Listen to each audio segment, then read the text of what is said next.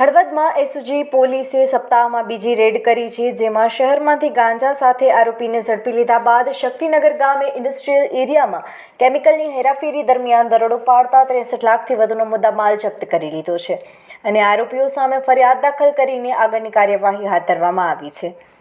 મોરબી એસઓજીને મળેલી બાતમીના આધારે હળવદ ધાંગધ્રા હાઈવે શક્તિનગર ગામ પાસે આવેલી આઈ માતા હોટલ સામે Shri Hari industrial park Adyashakti engineering વર્કસના કારખાનાની પાછળના ભાગે એસઓજીએ દરોડા પાડ્યા હતા. ત્યાંથી એક ટેન્કરમાંથી ગેરકાયદેસર કેમિકલની હેરાફેરી કરતા 3 શખ્સોએ સ્થળેથી ટેન્કર મૂકીને નાસી ગયા હતા.